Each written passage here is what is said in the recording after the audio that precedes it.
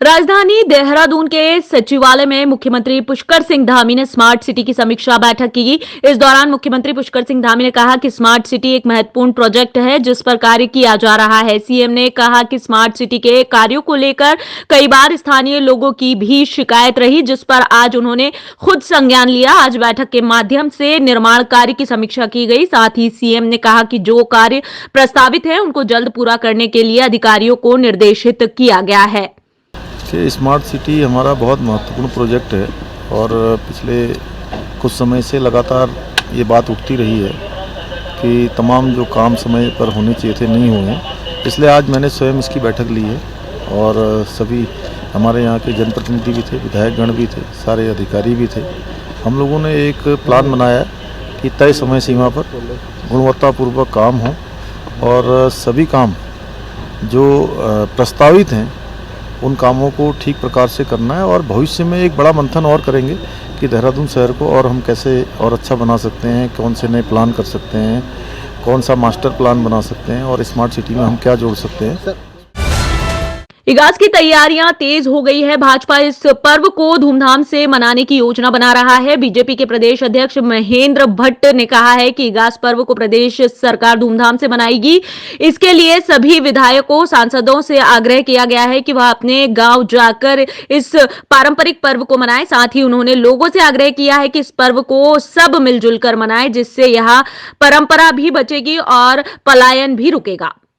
देखिए, हमने इगास के पर्व को पलायन से रोकने से जोड़ा है।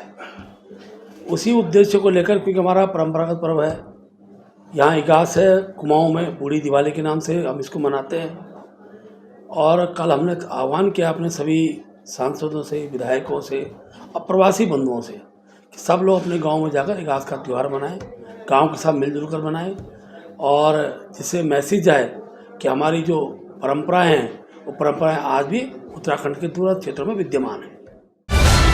उत्तराखंड आपदा प्रबंधन और सिंचाई अनुसंधान संस्था रुड़की के बीच एक एमओयू साइन किया गया, जिसमें आईआरआई रुड़की उत्तराखंड आपदा प्रबंधन के लिए प्रदेश में मौजूद सभी बड़ी नदियों में रियल टाइम माउंटिंग के लिए ऑटोमेटिक सिस्टम लगाएंगे। सचिवालय में उत्तराखंड आपदा प्रबंधन विभाग और सिंचाई अनुसंधान संस्था रुड़की की केंद्र सरकार द्वारा चलाए जा रहे नेशनल हाइड्रोलॉजी प्रोजेक्ट के तहत एक महत्वपूर्ण बैठक की गई। तो वहीं इस बैठक के बाद उत्तराखंड आपदा प्रबंधन और सिंचाई अनुसंधान और रुड़की के मध्य जल संसाधन संबंधित आंकड़े साझा करने के लिए एक एमओयू साइन किया गया।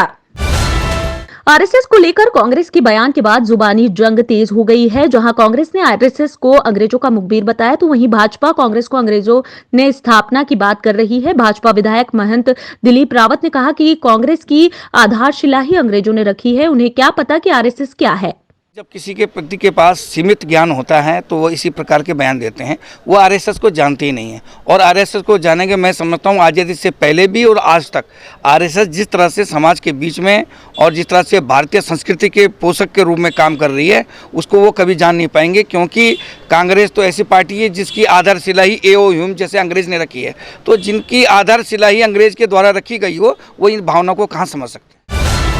उत्तराखंड नियामक आयोग ने नियमावली में संशोधन की जानकारी जनता से साझा करने के लिए एक प्रेस कॉन्फ्रेंस बुलाई। लंबे समय से बिजली कंज्यूमर को जो क्लेम मिल रहा था वो काफी कम था, अब उसमें बदलाव किया गया है। कई और भी बदलाव किए गए हैं। इसकी जानकारी आयोग के अध्यक्ष और सदस्य सचिव ने दी और बताया कि किस तरह से बदलाव किए गए हैं, इससे उपभोक्ता को कितना फायदा मिलेगा।